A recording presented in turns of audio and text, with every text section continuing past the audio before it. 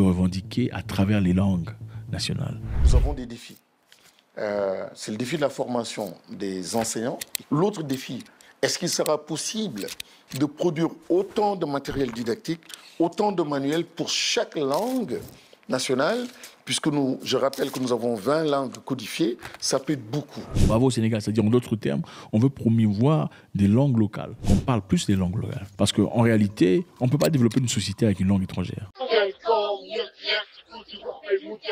Bonjour, Axilenak Diam, c'est-à-dire bienvenue sur la chaîne Jadine TV en français. Comment allez-vous aujourd'hui? Encore une fois, je vous remercie d'être là et bienvenue à nos nouveaux abonnés. Vous arrivez en masse sur la chaîne et YouTube me signale que vous aimez bien. Donc si vous venez tout juste de me découvrir, abonnez-vous et n'oubliez surtout pas d'aimer et de partager cette vidéo. Aujourd'hui, nous allons être accompagnés de notre cher tonton Zach Mwekassa. Voici un homme dont l'Afrique a besoin. C'est de ce genre d'esprit dont l'Afrique a besoin. Un unificateur, un panafricain, quelqu'un qui aime ses semblables, qui aime son continent. Aujourd'hui, je me suis juste contenté de sauter sur la notification de la vidéo. Donc la vidéo sur laquelle on va réagir aujourd'hui, je ne l'ai pas encore regardée. On va alors la regarder ensemble. Comme ça, j'aurai une réaction à chaud. Le titre de la vidéo est « Le Sénégal abandonne le français ». Alors, allons écouter tonton Zach Mwekassa et ce qu'il a à en dire. Au Sénégal, les autorités viennent de faire un choix très important, de l'enseignement dans les langues nationales. Bravo.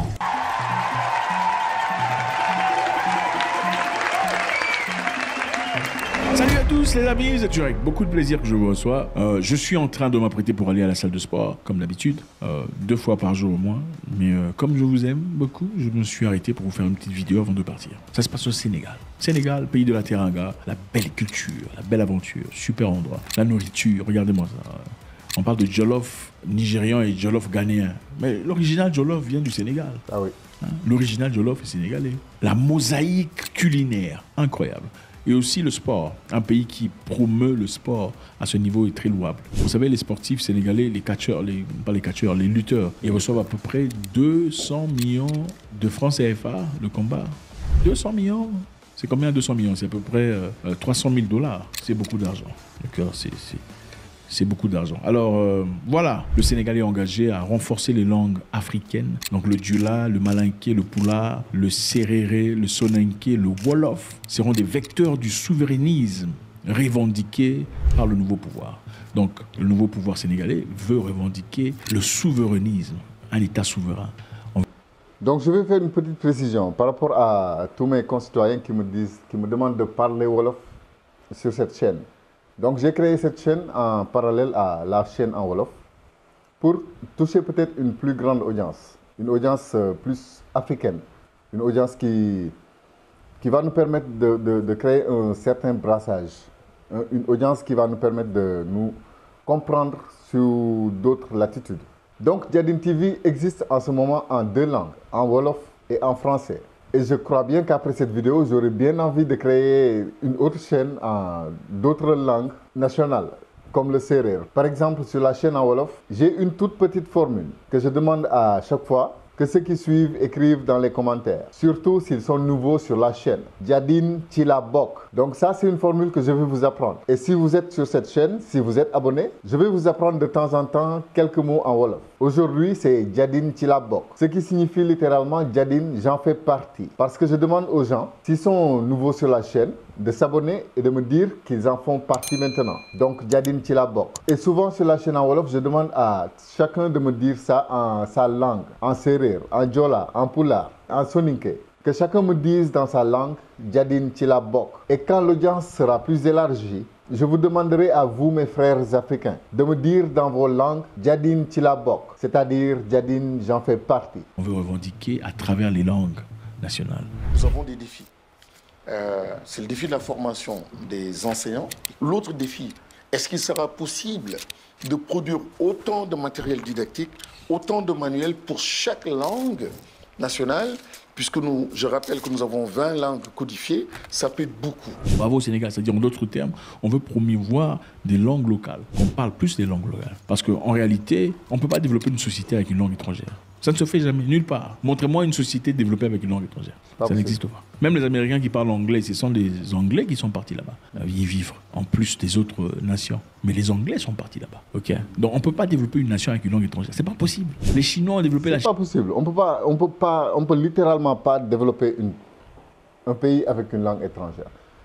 En plus, cette langue, nous l'avons apprise par la chicotte.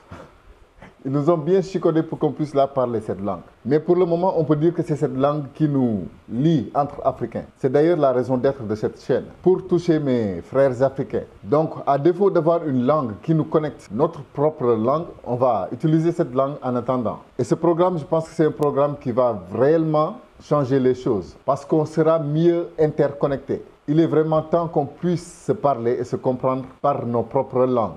Chine, c'était pas avec le français ou l'anglais. Pour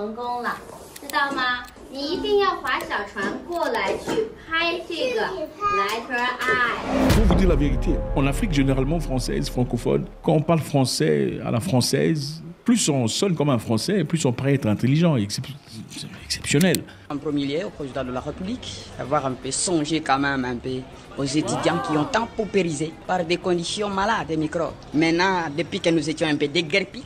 C'est incroyable. Plus on paraît de moins en moins, on sonne de moins en moins comme un français, plus on paraît pour quelqu'un qui n'est pas très intelligent. Quel est ton film préféré? Quoi? Ton film préféré? Ah, mon film, je n'aime bien les séries. Parce que quand j'étais petit, trop petit, je n'aime seulement les séries parce que je n'aime ça beaucoup. C'est quand même très curieux de voir. Parce qu'il y a des gens qui réfléchissent très bien en mélinqué. Il y a des gens qui sont excellents en poulard. Ce sont des gens qui sont très intelligents en swahili. Ce sont des gens qui sont super intelligents en wolof. Mais en français, c'est une langue étrangère. Ça devient compliqué. Alors on dit, un enfant par exemple sénégalais qui baigne dans une langue depuis son enfance, tout petit, et arrive à l'école à 6 ans d'âge. Ensuite, découvre le français. C'est un facteur de blocage de l'évolution du progrès, de contre-performance, connu de freiner le progrès en matière d'alphabétisation. C'est-à-dire... Je me suis toujours dit que, par exemple, si on apprenait les mathématiques, par exemple, en nos langues locales, la langue qu'on a en Wolof, on dit Namp, Lakbila Namp, c'est-à-dire la langue que j'ai tétée du sein de ma mère. Si, par exemple, on nous apprenait juste ne serait-ce que par exemple les mathématiques en Wolof pour nous Sénégalais, ou bien en Poulard pour les Poulards, en Sérère pour les Sérères, je pense que ce serait vraiment bien plus accessible à tous. Moi par exemple qui suis complètement nul en maths, je me suis toujours dit que c'était la langue en fait qui nous bloquait. Pourquoi on nous apprend les mathématiques en français? Et pourtant, la seule leçon que j'ai pu commencer à comprendre en mathématiques, les fractions, c'était parce que le professeur avait décidé ce jour-là de nous l'apprendre en Wolof. En tout cas, il a commencé le cours en Wolof. Et j'avais bien compris. Mais pourquoi on s'est laissé imposer cette langue française? That is the question. L'enfant a passé toute sa vie à parler sa langue maternelle.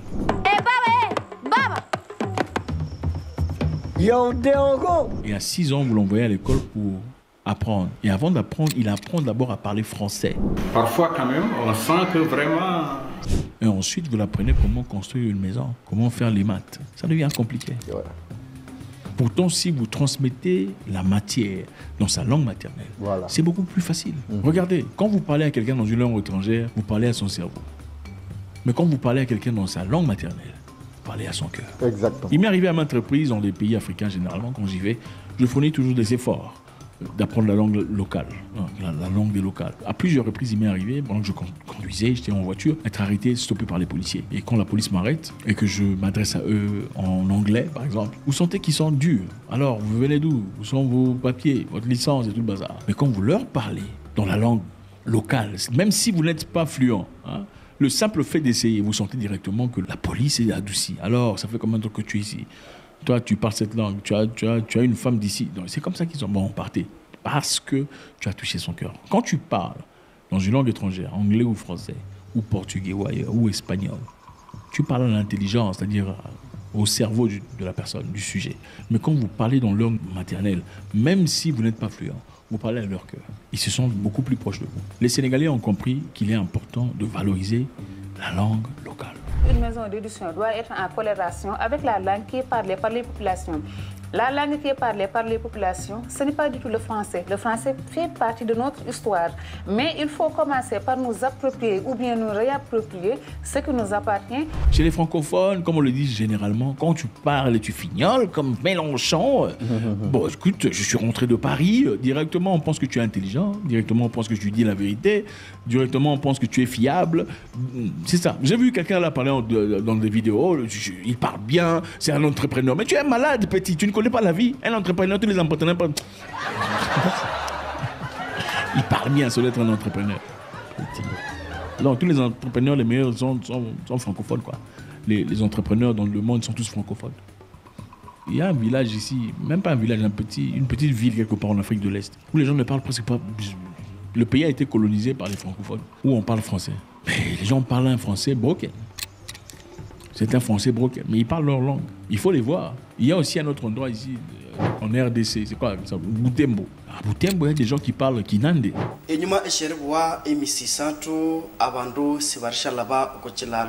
sont les Banande. Les Banande ne parlent pas. Ils ont leurs cousins en Ouganda. Enfin, ils ont leurs cousins en Ouganda. Ils ont été séparés de force par les Blancs. Il faut l'admettre. Les Congolais ne sont pas Congolais. Les Ougandais ne sont pas Ougandais. Il y a des peuples qui sont partout. Tout ça. Enfin, bref. Il faut voir ces gens sur le plan business. Ils ne parlent pas français.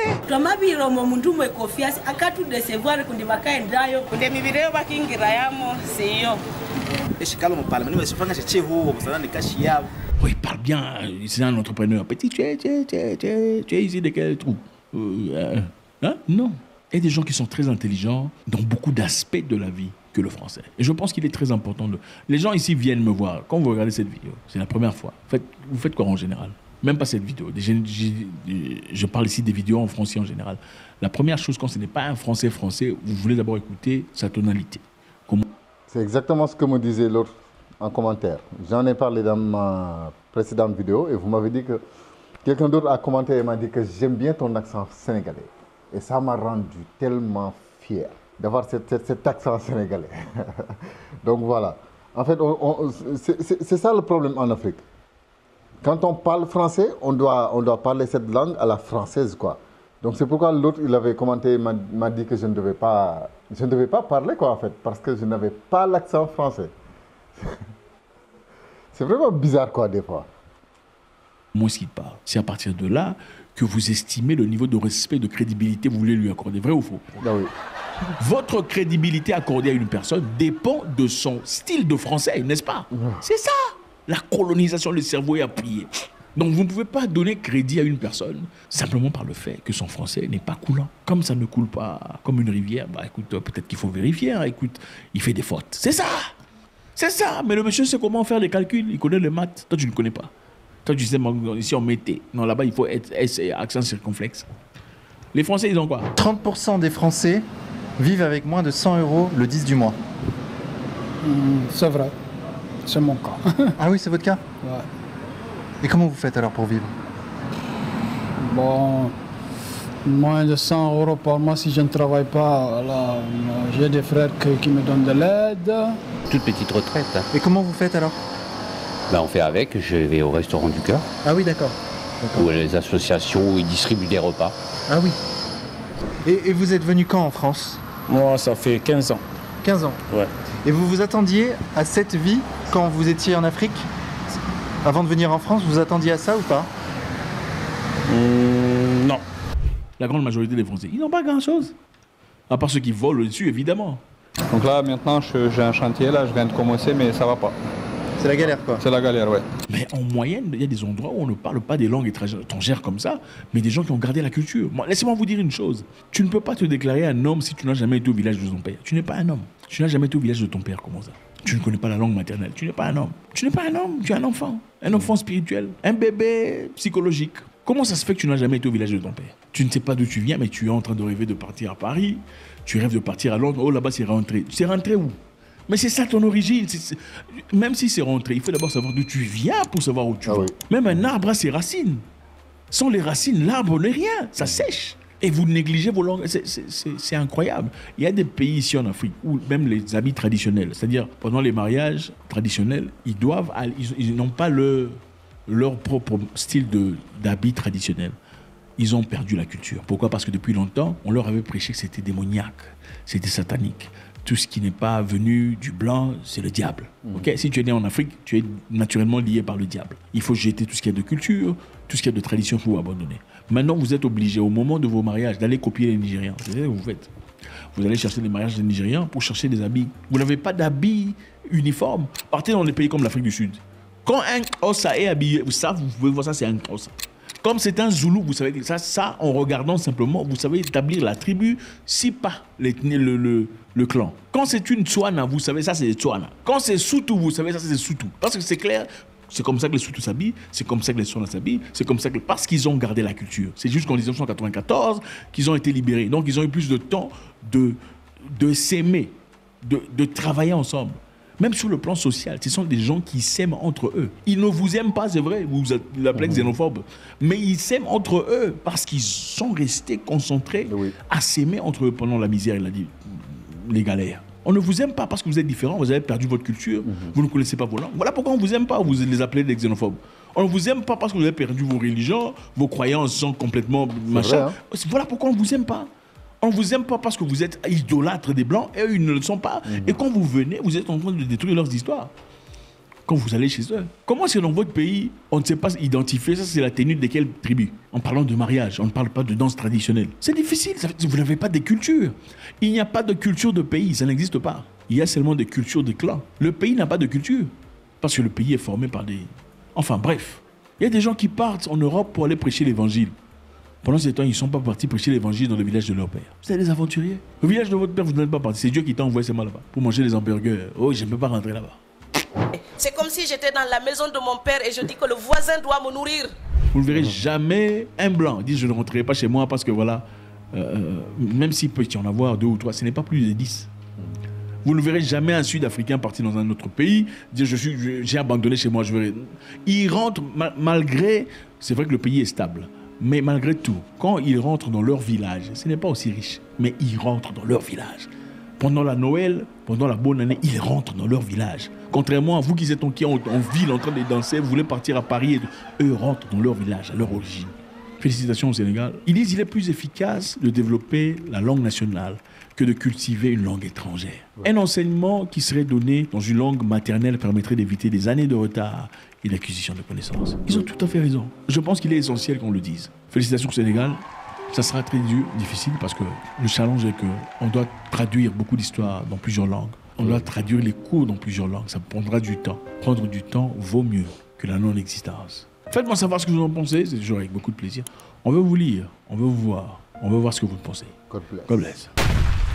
Donc, voici notre tonton Zach Mwekassa, que j'écoute toujours avec une très grande fierté. Un homme qui sait comment capter notre attention et nous faire passer son message. Un homme qui sait comment parler à l'Africain. Un homme qui sait vraiment faire revenir nos esprits à la source. Donc, je pense que c'est ça un peu le problème globalement de l'Afrique. L'Afrique francophone surtout. J'en ai parlé dernièrement. Parce qu'il n'y a qu'en Afrique francophone qu'on retrouve certains comportements. Ce complexe d'infériorité par rapport à une langue. Si tu fais des fautes en français, c'est comme si vraiment tu avais fait trembler la terre entière. Par contre, si tu fais d'énormes fautes dans ta langue nationale, ça passe inaperçu. Donc, il faudrait déjà nous débarrasser de ce complexe. Par exemple, c'est pourquoi j'aime bien les séries ivoiriennes, les séries burkinabées surtout. Parce qu'ils utilisent cette langue française. Mais ils l'utilisent de la façon la plus naturelle chez eux. Par contre, tu viens dans un pays comme le Sénégal, si tu as le malheur de faire ne serait-ce qu'une toute petite faute de prononciation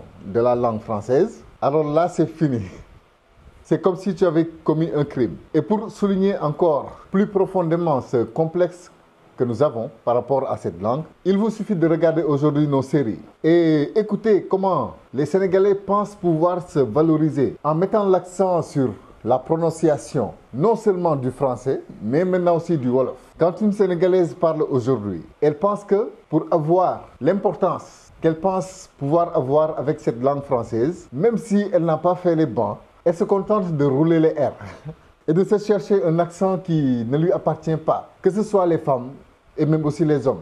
Nous essayons de la parler, cette langue, avec un accent qui est vraiment pas de nous.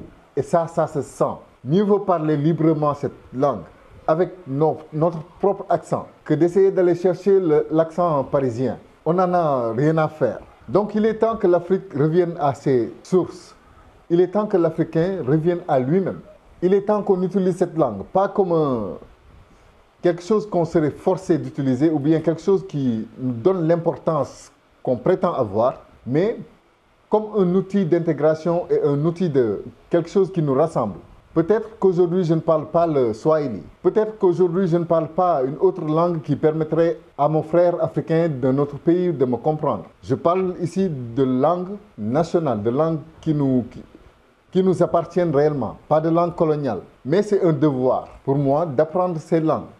Ce serait un devoir pour toute l'Afrique de trouver une langue commune par laquelle nous pourrons plus tard communiquer. Que ce soit par exemple le Swahili, que je pense qui est bien plus élargi que le Wolof par exemple, que le Serer ou le Diola ou d'autres langues que peut-être même que je ne connais pas. Mais en tout cas, il est aujourd'hui temps. Et ça doit commencer dans chaque pays. Par exemple, au Sénégal, il faut que Djadine comprenne le Serer. Ne serait-ce que comment dire bonjour en Serer. Il faudrait qu'il comprenne le Diola, le Pulaar, le Soninké, etc.